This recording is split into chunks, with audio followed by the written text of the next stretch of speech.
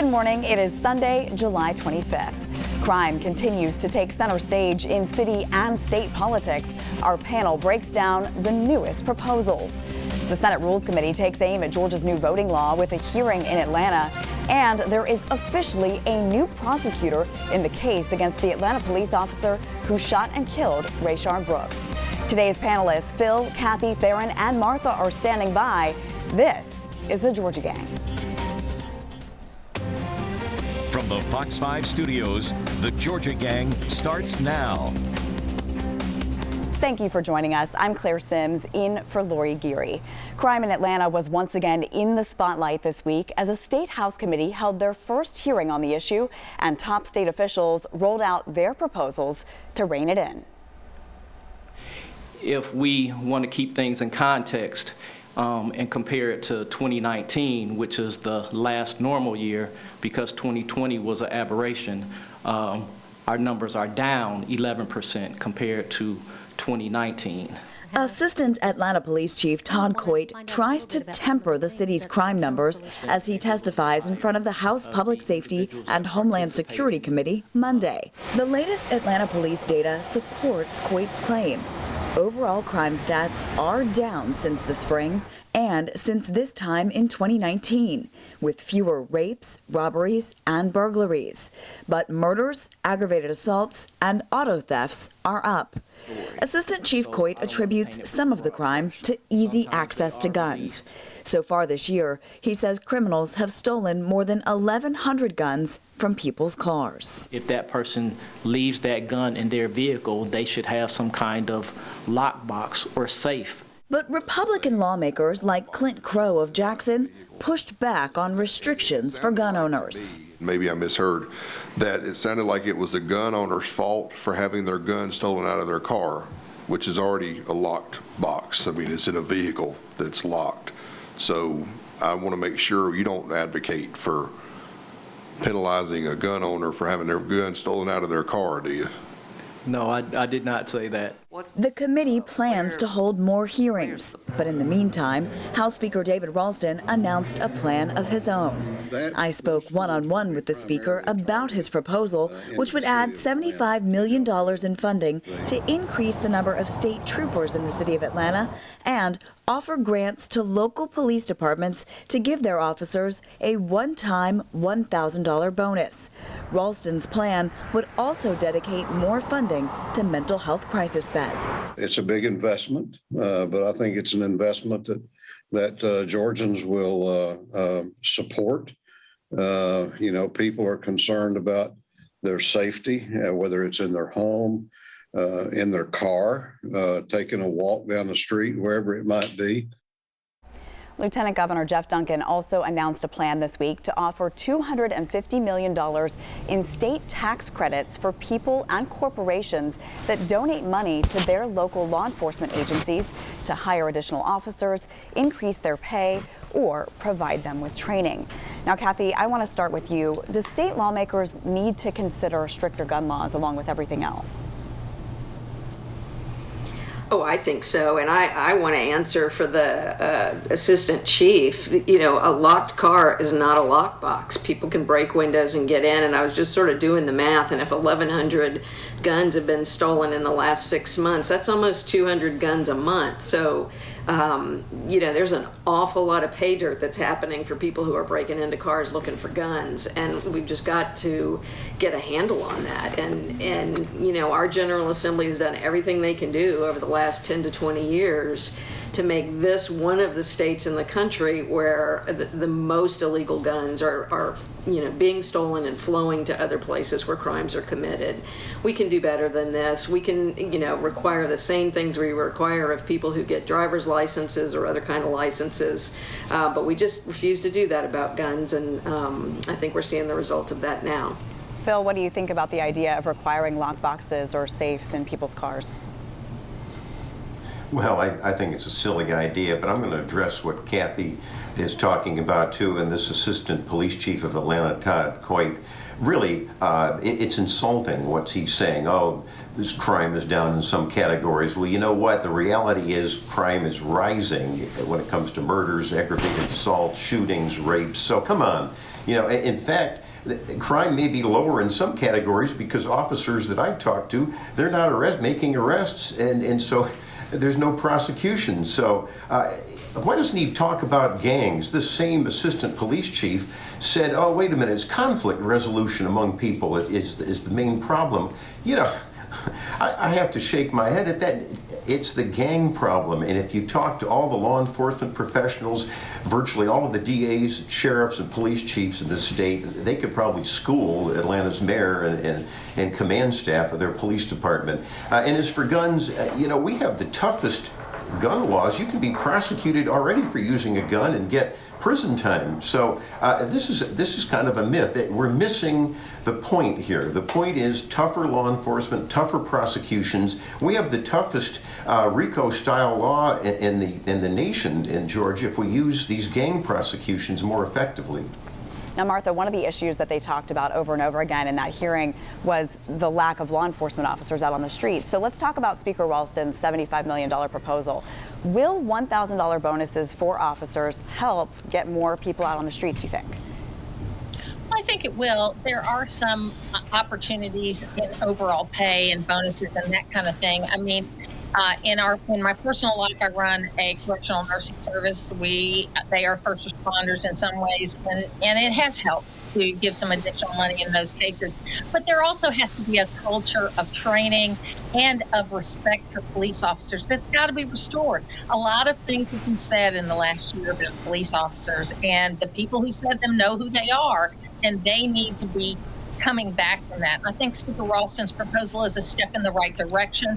Also expanding Georgia State Patrol, because they have things that they can do that the City of Atlanta Police and other city polices cannot do, and I think they will be good partners. Farron, the Speaker's proposal also includes money that will go to the GBI to investigate election fraud. Now, that currently falls under the umbrella of the Secretary of State's office, but Speaker Ralston says the GBI can just do it better. What do you think about that? Well, I think what's interesting here, Claire, is that, you know, you've heard from my fellow panelists, and I think we've all done a really good job of sort of speaking about how we feel on the issue around crime. But I think the fact of the matter is that we got to try not to politicize this issue. But unfortunately, everyone who's on the ballot in 2021 and 2022, whether you're a Democrat or Republican, they all know what I call the 3 C's, and that is that you're going to be judged on how do you handle, or how are you handling, crime, COVID-19, and your credibility. And so what you're seeing is Republicans and Democrats, but now in this last week, Republicans really coming out stronger on crime and offering bonuses and trying to, you know, as Martha pointed out, we need to do more training. And so to me, again, I think that crime to me is actually a nonpartisan issue.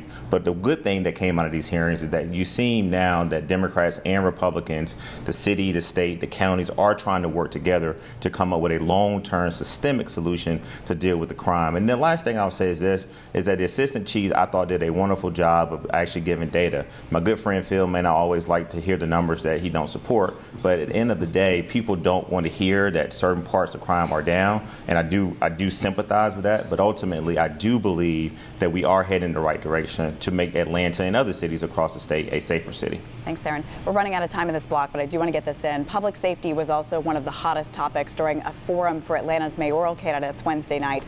Now, former Mayor Kasim Reed floated the idea of having what he labeled rapid response teams at Lenox, Phipps, and Greenbrier malls to keep shoppers and visitors safe. Phil, is that something you think could help reduce crime in those shopping malls?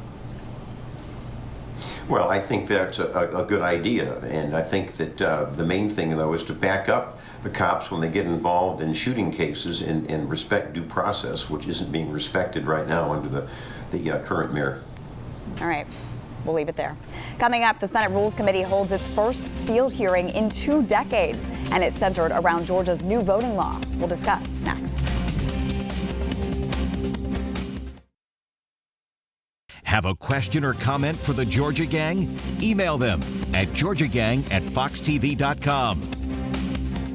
We're here today in Atlanta to shine a spotlight on what has been happening in Georgia and in states around the country to undermine the freedom to vote.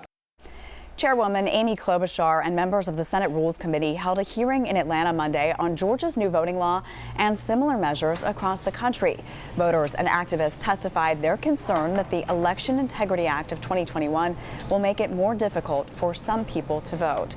Kathy, what do you think this hearing accomplished here this week? Well, the hearing allowed people who live here in Georgia to come forward and talk about what the election experience was for them. You know, it's one thing to fly folks up to D.C. and put them in front of a big intimidating panel. It's another thing entirely to have members of the Senate and members of the House come down and, you know, invite people to come forward and speak about, you know, what's going on. So I think it was great. I think anything we can do to get politicians out of D.C. and, you know, where people live and listen to folks' concerns is a good thing. Now, Martha, there were no Republicans who participated in that hearing. Governor Kemp later said that was because they were at the state capitol for that crime hearing instead. But do you think their presence would have changed anything about what happened there?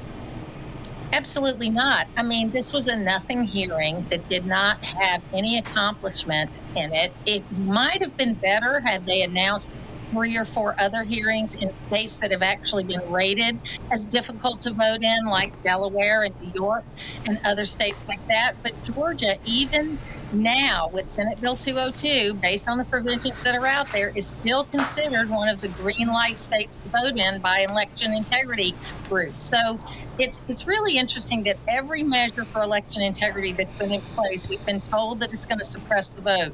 But in fact, the vote goes up to astronomical levels, which I'm excited about. And in fact, since 2014, the levels have gone up higher than you would expect statistically. So people are getting out to vote, and the measures that Georgia are putting in place do not keep people from voting. Farron, I think I saw you raise your hand there. Did you want to weigh in?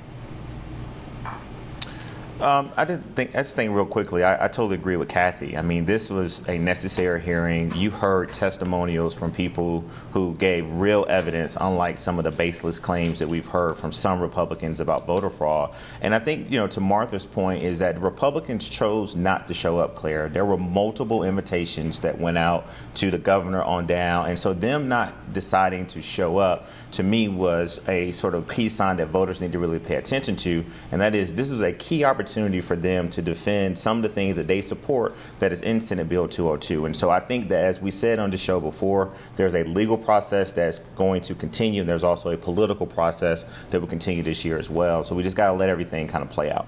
All right, Martha, I'm going to let you have the last word on this. Just a quick response. It fizzled. It went nowhere.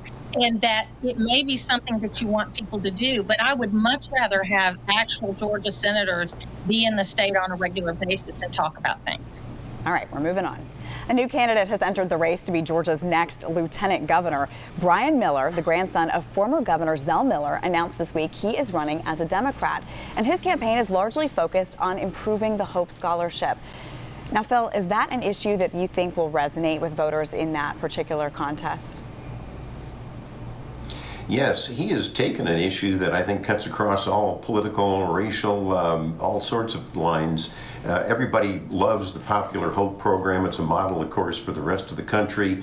It's helped so many of our students. Gosh, what is it, 25 years now, when Governor Zell Miller signed it into law. So I think it's a great issue. However, you just can't have one issue. And in this Democrat primary, Miller will be facing 3 other candidates who happen to be African American. There may be another candidate, a white candidate, coming in. So that'll be a very competitive Democrat primary, but he's got a great issue.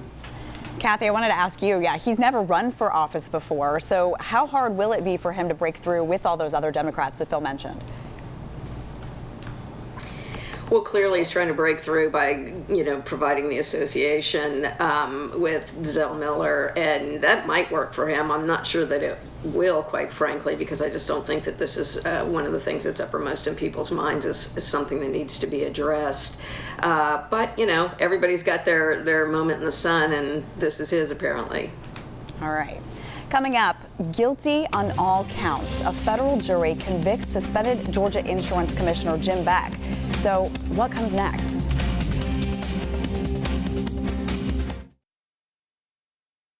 Join the discussion on the Georgia Gang Facebook page and watch past episodes on the Georgia Gang YouTube channel.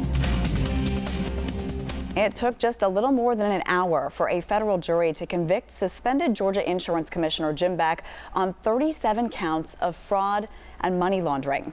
Prosecutors say Beck stole more than $2.5 million from a state-chartered insurance company he managed called Georgia Underwriting Association. This happened before Beck was sworn in as insurance commissioner in January 2019. Beck's sentencing is scheduled for October 8th. Phil, I guess I'll start with you. What message does this send to other elected officials in our state, you think? Well, it's a needed message, and it cuts across party lines. We can't tolerate corruption. I think I remember the Georgia Gang panelists agreeing when he was charged that these were very serious charges that we speculated he couldn't survive, and he didn't. He was found guilty, and he'll be spending time in a cell. So I think it's a good message, and the good news is the taxpayers of Georgia who have been paying his salary while he's been waiting for the trial don't have to pay it anymore. Martha, I saw you nodding your head there. You seem to agree with that for sure. Yeah, I mean, it's an important message that you're not going to get away with this kind of behavior. And now John King is going to be able to be the commissioner, actual commissioner, and be able to run for re-election. All right, speaking of re-election for John King, Democratic State Representative Matthew Wilson is running for insurance commissioner, and he sent out a statement after this news broke saying that Georgians now have a choice in front of them. Either we continue to reward the status quo by electing another commissioner working for the big insurance companies, or we elect new and independent leadership. Theron, will Beck's conviction have any impact on next year's race for insurance commissioner, you think? Well, I think it already has. I mean, you got to think about it. I mean, that's one of the seats that's going to be an open seat, Claire, and this gives Democrats an opportunity to compete in a state that I believe is blue now. But this was a seat that was, I'm sure Republicans was hoping that they were going to be able to have an incumbent in that seat. And I think State Representative Matthew Wilson has been working very hard to try to get out across the state. And so you'll see more campaign sort of rhetoric and sort of campaigning around what happened to Mr. Beck. But I agree with Phil and Martha that we all said on the show that these were very serious charges. And I think, Phil, correct me if I'm wrong, I think we sort of even alluded that some of these alleged charges were conversations during the Republican primary. And so people were sort of concerned that if he were elected that some of these charges may come up. So I think it definitely presents an opportunity for Democrats. That's right. Martha, you wanted to add something? Just one other point. I mean, Commissioner King is not affiliated with any of the big insurance companies, and he actually is a National Guard general and has served very distinctly throughout his career. Also, he probably will be noted as the incumbent on the ballot. And so it may be an open seat in some ways, but it won't be in others. Right. In other legal news, Attorney General Chris Carr announced this week that he has tapped Pete Scandalakis of the Prosecuting Attorney's Council as substitute prosecutor in the case against the 2 Atlanta police officers involved in the death of Rayshard Brooks last summer. Kathy, what do you think about that pick? Well, picking Pete Scandalakis, who is a longtime prosecutor here in Georgia, seems to be getting a lot of accolades. I'm really happy that there is finally going to be some justice served here for both sides, right? For the police officers that were involved in this, as well as the family of Rayshard Brooks. Everybody deserves an investigation and a resolution of this particular case. So, Carr was forced to make this decision, and I'm glad we're finally at this point. Phil, what do you think about all the back and forth here? And the families involved here said that they were looking forward to getting something resolved. Well, yes, it's about time, and Attorney General Carr should have just picked someone like Pete Scandalakis, who is a respected veteran prosecutor from day one, just to refresh people's memories. In the Rayshard Brooks case, this happened when downtown last summer, when the Wendy's was burned down, and Brooks was fleeing. He's a felon. He was fleeing from the police officer, Garrett Ralph. And so the 2 officers were fired without due process. And then DA Howard of Fulton County made so many misstatements and untruths it tainted the DA's office, now Fonnie Willis. So it's good that she's not doing this. But that's the background of this case, and I think it was terrible to be charging the police officers felony murder, one aggravated assault. That was so wrong. But we'll see what happens. Theron, I'm going to give you a minute or so to weigh in as well. Well, I think the one thing I would just want to echo here is that we got to really also think about everyone that's involved, but particularly the family. As Kathy mentioned, I mean, we want to make sure that justice is definitely served to everyone involved, but particularly the family of Rayshard Brooks. And I think the other thing is, too, look, you know, the Attorney General did do what he thought was right. He did accept the request of the District Attorney, Fonnie Willis, to be recused from this. And so ultimately, I think we got to continue this process towards justice. We did have some breaking news this week that the Atlanta Public School System has decided that they are going to require students and staff to wear masks indoors this fall. Kathy, what do you think about that decision? I don't think that they had another choice in the matter. You know, we're seeing a dramatic increase in the Delta variant here in Georgia because we've got such a low vaccination rate, and it's very hard to keep people safe. Last week, a 5-year-old boy died as a result of being infected with COVID, and it just goes to show young kids can suffer really serious repercussions as well. I hope if people are watching this, they'll really consider getting vaccinated, and so we can start bringing this under control. But until we get higher numbers here in Georgia, it's just not going to be safe for people to be, you know, kids, adults, anyone to be, you know, inside in rooms with large numbers of people without wearing masks and taking the same precautions we've had for the last year and a half. Martha, I think I saw you want to weigh on this. Well, I think to say that we got to start getting it under control is implying that we haven't done a lot to get it under control already. I do think that it goes against the science, but I also support local control at schools. And if Atlanta Public Schools thinks this is the best way to do it, I'm not going to support it. I think it's a bad decision, but they have the right to do it because I believe in local control in schools. The vaccination is the key to all this. I think that people need to go out and get the vaccination, but with the consultation of what their particular situation is, and parents ultimately should have the right to say what happens with their children. All right, when we return, winners and losers.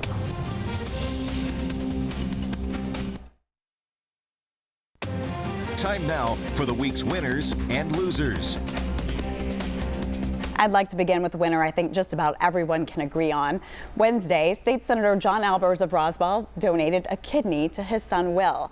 The pair had surgery at Emory University Hospital, and Albers' wife says that the procedure was a success. The family had kept Will's health problems quiet until last week when Senator Albers posted a prayer request on social media. He says it was his son's idea to share their story so that they could hopefully help others. And of course, we wish the entire Albers family well as they recover. Theron, I'm going to let you go next.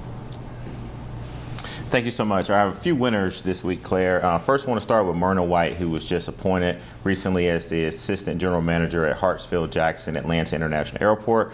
Also want to give a big shout out to the Gwinnett County Community-Based Mentorship Program with the Gwinnett County Public Schools. Had an opportunity to talk to some students a couple weeks ago, and they're doing a lot of great things out there. And then lastly, I'm very happy to announce that pro tennis is coming back to the world's most popular city, Atlanta, this week with the Truist Open starting. So I encourage everyone to go out and get your tickets and support that great organization. All right, Martha. Well, my winner this week is a young man by the name of Spencer Arnold. He is a coach for Team USA in wrestling, and he's a Gainesville guy. So he's got some weightlifters that are participating this week, and a shout out to him. We're so happy, and he's been so successful. My loser this week is Senator Klobuchar. She really did a nothing burger of a committee hearing down here. They didn't answer any real questions, and they just continued to talk about things that really aren't happening in Georgia. All right, Kathy, you're up. I just want to say thanks to our Atlanta viewer, Tina Knight, for being such a loyal follower of the Georgia Gang. I was talking to her daughter, and she said that her mom liked to watch. So, hi, Tina. Thanks for tuning in. My other winner is the city of Lawrenceville for expanding voting to all the Sundays during their municipal elections. Hopefully we'll see cities adopting expansions of voting rights that the state is taking away in the state elections. And then my other winner is Coach Kirby Smart. The UGA football team has an 85% vaccine rate. They're trying to get to 100. If you're a dog fan, cheer them on by getting a vaccination.